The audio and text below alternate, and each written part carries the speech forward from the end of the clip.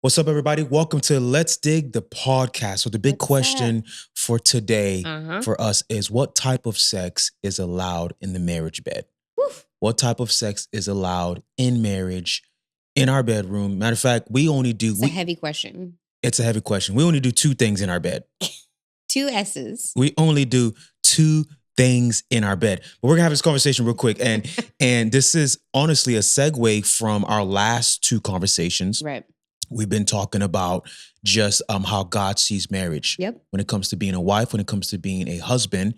You know, we even talked about our body and what does that Right. look like when it comes to initiating sex, everything that leads up into it, Mhm. right? And now I really want us to kind of go a little deeper of that next phase of when it's actually, when we get to that next level of intimacy, Yeah. right? When we're in the bed, in the bedroom. Like, I know that there's a lot of couples that struggle in this category and they just don't like talking about it. So true. We've been talking about it because we made a lot of errors. We made a lot of mistakes.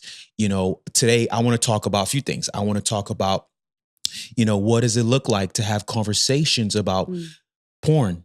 Yeah. You know, there's all the types of adultery, like when it comes to spousal swapping. Oof. Or how about people who talk about threesomes? Threesomes, right. For a period of time when we first got married, we thought we were free to do anything. So did. we entertain a lot of those. Some of those, we've done some. I'm gonna tell you guys what we've done in our early stage of marriage. But you ready?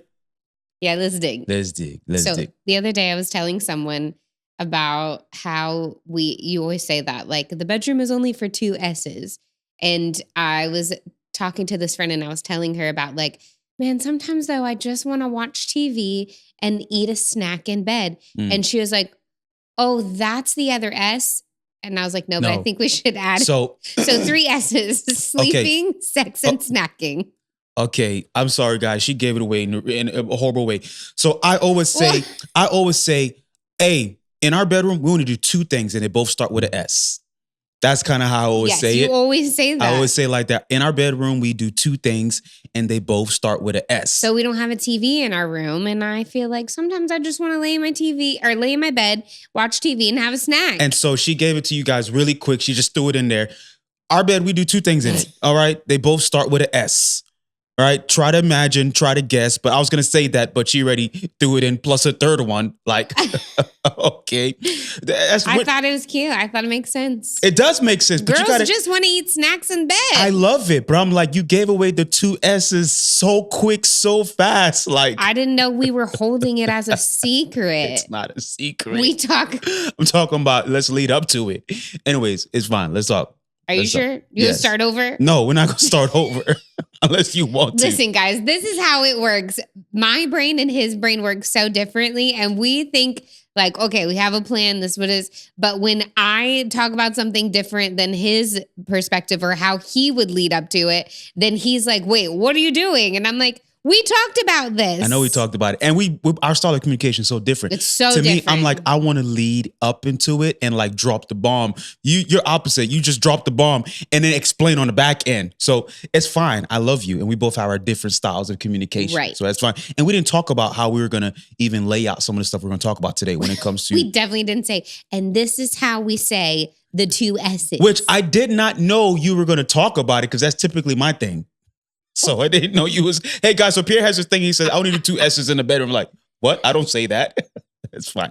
Okay, types of sex. Okay, so the Bible talks about how our body in marriage, in 1 Corinthians, we talked about it, how it's not our own once we get married. Like It belongs to the spouse. But we've been talking about that. And early on in our marriage, we've made some mistakes. Right. We've entertained some things that, let's say, the Bible wasn't really clear about. Right. So we thought we were just free to do it. Right. Because we thought that inside the confines of marriage that you got to explore so much more things. I mean, even if any of you listening grew up in church culture, you always heard the bedroom is undefiled, like as It's like a scripture. But I didn't understand or comprehend what that word undefiled meant. And it actually means untainted. Like it's used in this phrase of like, girl, you can do anything you want to. The marriage bed is undefiled. And that was like the connotation of how it was said in church culture. And that led to us kind of thinking like, oh, well, once we get married, we can do whatever we want to. Right. We have a ring. Here we go. But it was ignorance. Honestly, I didn't realize that word undefiled in the Hebrew, in the Greek, in the context of what it is used in the Bible actually means untainted. Yeah. And I thought that was really, really like such a misconception of how we are taught about marriage in a biblical perspective and how marriage is approached in a biblical like perspective and how we build this marriage. Yeah. When we first got married, I remember thinking, okay, we're married now. We could do whatever we want to do. Right. So a few things that we realized early on was, when it comes to adultery, right? The Bible talks about adultery, to not commit it. And what does that even look like? And you think, okay, it's, to not have sex with a person that's not your wife. Right. Right. But it's really having sex with someone that it belongs to somebody else. Also someone that's not your wife, which is the same exact thing.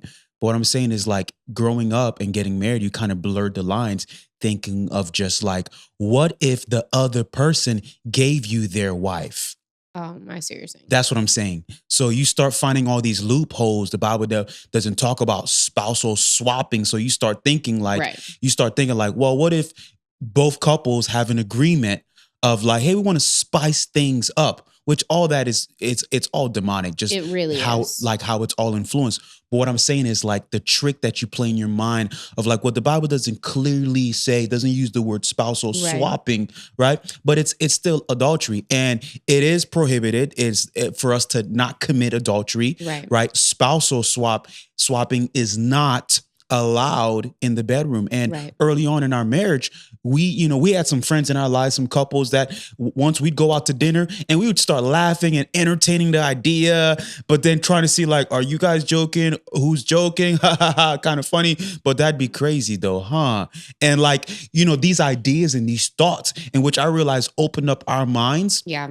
To be influenced by these dark thoughts. Yeah, it's true. And you find yourself either during the day or at night, whatever. We've both early on in our marriage, like had to confess to each other that we've had dreams about someone else's spouse. Yep. And I think, okay, how did that even happen? Right. Who opened that up? Yeah. You know what I mean? It's and then even in the topic of, okay, threesomes. First of all, it's a type of sex we do not have. Nope. We don't do. The Bible comes against it because it's still having sexual intercourse or intimacy with someone that's not your spouse. Right. But early on in our marriage, we've entertained it. Yep. We've had conversations. And like sitting here even now, I'm like, what are we thinking? Like, how did we even have those conversations? Bro. Like, but I think we were just so young and naive. Yeah. And honestly, I think a lot of it was we took for granted how fragile marriage really is. Now sitting here, going through what we've gone through, seeing how many couples didn't make it and are not sitting here at this point. I don't think we had the knowledge and like character to know like, hey, that is literally screaming for an opportunity for your marriage to break up in all sorts of ways. Like there's 7,000 ways that it could have affected our marriage negatively. And I think it was just literally asking for it, but not understanding when you start a marriage, you just think you're going to make it forever. Yeah. And you just think like, wow, okay, we're finally married. We can finally have sex. It's our body. Let's have fun. Let's have fun. We could do whatever we want to do with it. And this honestly ruins intimacy. It ruins the connection between a spouse. And it's a door to divorce. It really is. It's a door to, first of all, you become unclean. You're going against God's laws, God's rules. And, for us, we didn't know at that stage, when we first started, having sex and we started thinking about ways to spice things up, even porn, right? That fantasizing, that's a form of adultery. I heard one person call it virtual adultery, right? It's fantasizing. Weird, it's like in your mind, we've thought about implementing that in our marriage early on, and we actually failed, and we did. Yep. Early on in our marriage, and a lot of times, it comes from us men who did it. You know, I remember I struggled with porn for a point in time in my life. Yeah. And it's something that we think, okay, even after marriage, how can we do it to spice it up? And it's all, first of all, it's all demonic. Right. And then it's introduced to the wife, and the wife, you want to be so supportive. You don't want to feel like you're letting the husband down. We find a way to manipulate you and trick you on how to do it or how to watch it. Right. And now you find yourself doing it, implementing it, watching it before we get intimate. Yeah. Right. And then in our minds, you find yourself watching or thinking of those people that you were watching while you're actually having sex with your spouse. So it's true. all messed up. These are types of sex that we do not allow into our bedroom. Yeah. We've entertained them before, and it was a door to ruining our marriage that we had to clean up early on. Yeah. Wild, huh? It is crazy. I think a lot of it too is part of us growing up in the church and being taught that all of those things were so bad. And so when we got married, we're just like, let's explore all these other things, not realizing the weight of them. Yeah. And like even porn, like the way it just gets into your brain, the things that it does to you chemically, the endorphins, the dopamine, like they literally liken it to a drug addiction. Yeah. And then that once you see one thing, that's not enough. So you need to amp it up. You need to get a stronger or a big, like just how a drug, you need a bigger hit, you need a stronger hit, is the same thing with porn. And it literally can be so like self-consuming. And it really is like a gateway to so many other demonic things. Yeah. And it really is just tainting the original purpose of what God designed our marriage to be and to look like. Yeah. Yeah. And I remember too, when we first got married and years into our marriage, we, started, and I don't even want to say we got bored, right? It's more just you think we are free. Right. And in marriage, there's this freedom. Right. As long as we both have an understanding and agreement, then we're good, which is a lie, which is not true, because there's some things that is still unclean for us to do in our marriage, and it goes against the covenant. It goes against the original design from God when it comes to our marriage and our sex life. And I remember early on, like us even talking about, okay, what about toys? Right. What about certain types of lingeries? What about, things that you could implement to spice it up? Yeah. And the Bible's not really clear about, sex toys. It says in Song of Solomon, don't go to the toy store. Yeah, it doesn't say like don't use the ropes, the chains, the plugs, the swings, the bats, the tennis rackets, the baseballs. Like, what you doing with the baseball in the bedroom? What in the world is wrong with you? No, it does not give us clarification. It doesn't. So, then it makes me think, okay, out of respect and honor, we should have conversations about it. Right. It was wild too. I remember when we first got married, like there are certain things about it that we just couldn't talk about. Yeah. Like even certain positions. I'm not going to name some right now, but there were certain positions that like we wouldn't do or you wouldn't want to do because of what we thought of them and how we saw them being exposed to porn at young ages. And that's why this conversation is so important, is because it is different for every single person, their past experiences, their traumas, their, like if anyone had experienced abuse, like all this conversation is so important because all of those things influence what I am willing to, or what I'm not willing to, or what I'm comfortable, or what I'm not comfortable, or what makes it feel good, or what doesn't make this feel good. Like there's so many things, and it's really dependent on our experiences that impact that and make those decisions good or bad or yes or no or whatever that looks like. Because at the end of the day, if it's you and I in the bedroom, and like I said it earlier, or actually Danley said it, I say this all the time, I only do two things in our bed. There's only two things that the bed was made for, in my opinion, and they both start with an S.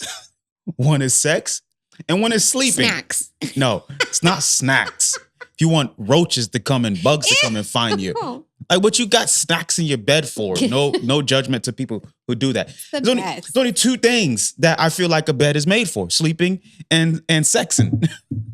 Wow. But what I'm saying is, okay, this episode's not about sleeping, so we're going to talk about the main S, right? We're going to talk about sex. So then we start thinking about, okay, what about certain types of positions? What certain types of sex? Okay, when it comes to like oral, all these different type of things. People say, Right. I know church people that say oral sex is not of God, Right. or it's not allowed, or it's a sin. Right. Right? Or the other place where you can go ahead and poke stuff. You know what I'm saying? Your ear. I'm playing. I'm playing. You tried to make it better and you made it worse. Some people are just like, oh, the ear is wrong? Like, buddy, what are you doing in the ear? What are you doing in the ear? Oh my word. I think that's not even healthy. Like, someone's going to have hearing loss. I'm not talking to you. I'm just going to talk to our listeners here and my camera because I'm not talking to him.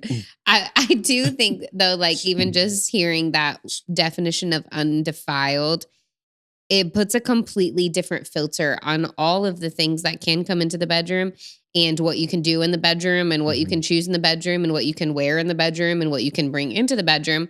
All of those things, like filtering it through, like, does this line up with that definition of untainted?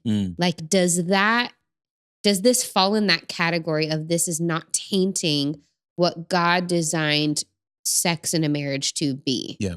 And then knowing, like, you know, okay, if the Bible doesn't say it blatantly, Yeah. you can assume that you could, but then you need to have the conversation between the two of us.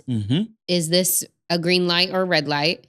And then I really love the other perspective of saying, like, does this bring us closer? Yeah. It's like, is this helping our marriage? Right. Or is it hurting our marriage? Right. Those are questions I would encourage everyone to really ask when it comes to your sex life and marriage, of just like, okay, we're going to implement this new position. We're going to implement this type of sex. Right. You know, asking questions like, okay, where did you get this from? Right? I really think that's good. a very important honest question that can be asked. What influenced this? Yeah. So if I come to the bed and say, hey, I want to try this thing. Yeah. I think you should be able to ask me, say, okay, where'd this come from? Yeah. Where'd you get it from? There was times early on in our marriage, right, where porn was being watched between us secretly. Right. And then we found out that, oh, snap, you're watching. So then we go into the bedroom. Yeah. And I'm like, yo, I want to try this thing. Yeah. And then you're like, where'd you get it from? Yeah. And then being transparent like that. And then years later on into our marriage, still, porn was still having some type of effect in our marriage, to the point where, like, there'd be a night we'd have sex and it'd be one of the best ones we had that month. And you asked me. Sure do. You would ask me, did you watch porn today? I'm like, where did that come from? Did you watch? That's messed up. It's true. And no, I didn't. Right. But it was an influence early on in our marriage. Yeah. So now I think asking questions like, okay, where'd you get this from?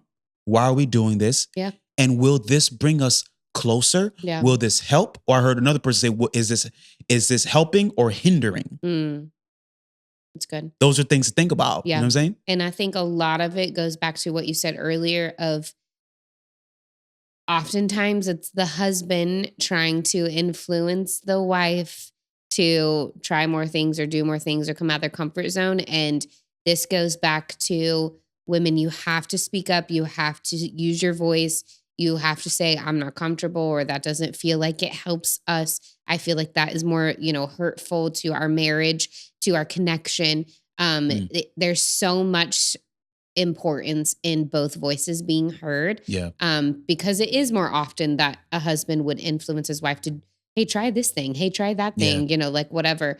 And it's so important that we speak that truth and are really, really grounded in what things feel good and feel safe for us. Yeah.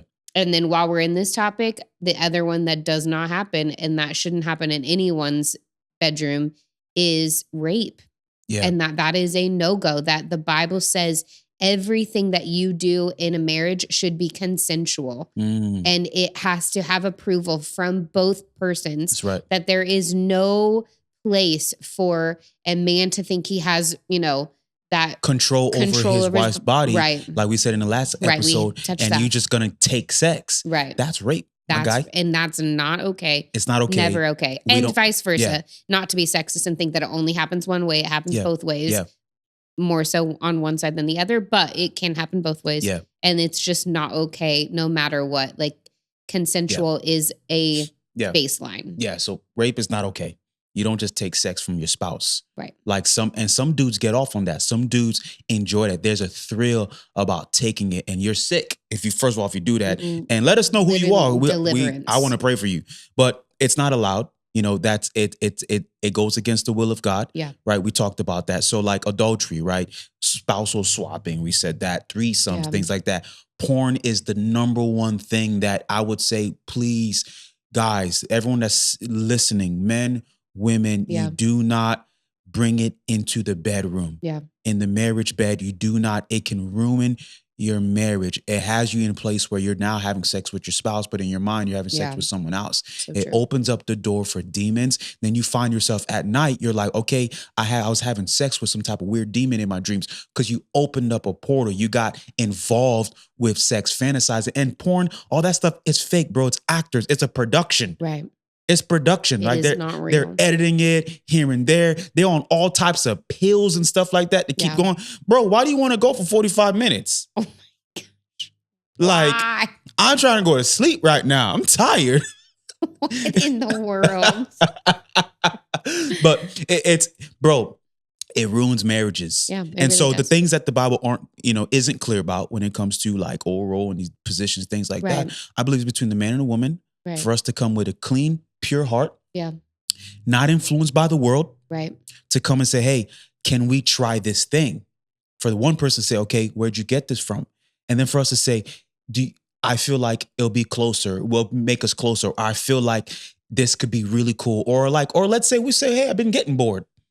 There's been times. Spice it up. There's been times you've come to me and said, all right, I'm getting a little bored. That thing that you do, it's nice. I like it, but you need 1 or 2 more. So, all right, I'm like, okay. I start thinking about it. I start stretching. I change my whole gym plan just so I can make my leg go over here on this side, stuff like that. I'm playing. But hey, there's a new one that I added to the repertoire in the last few months, and it's like, gym workout? No, you're talking about gym workout. No, I'm talking about a gym workout. I'm talking about the first S. Pierre, there's a sleeping. new. It's all me. I do all the work. You just enjoy it. You that new position. You know what I'm saying? But what I'm saying is like it was not influenced by nobody. Right. It was not influenced by porn. I've been set free from that many years. Yeah. It was all influenced by I just love you, and we talked about it last week. Seeking to desire. Yeah. Or the desire seeking to give pleasure to the spouse. Yeah, to serve each other. To please each other. Yep. And to me, I'm thinking, what are more things that I can do? So it came with the pure heart, and our sex life has gotten better, and it's still better. It's still better. I mean, 14 years later, and it's good. It's good. It's good. Real good. But we had to clean it up. That's true. We had to clean it up. That's true. That's wild. Hey, if you guys are liking this conversation, you guys already know what to do. Hit that button. Like right here on YouTube. Subscribe if you're enjoying this. If you feel like this conversation is good for you and your spouse, send this to them right now. Message us back. You guys already know. Hit that link right there. It's available in the description. You can send us a text message. Also, by the way, you guys see the shirt that I'm rocking? If you guys do not know, it is so good. This is our new collection. This is the new live collection. As you can see, it says old and it says new. Basically, this is 2 Corinthians chapter 5, verses 17. This means that anyone who belongs to Christ is a new person. The old life is gone and the new life has begun. This is our story. This is our testimony. Use it as a tool to tell someone about Jesus. We love you guys, man. We're so grateful. Are we done talking right now? I think so. I think we hit all the points. I'm hungry. I gotta get lunch. Okay. And we gotta go pick up Jordan from school. School's back in session, y'all. So now we're gonna end our sessions like this. Yo, guys, legit, hit us up. Hit us up. Let us know if this conversation is bringing value to you. You guys already know we say this all the time. The purpose is not to go viral. The purpose is to give value. And so life gets so much better when relationships do. Your relationship with God, your relationship with others, and your relationship with yourself. So I want to encourage you guys, keep on digging. Let's dig.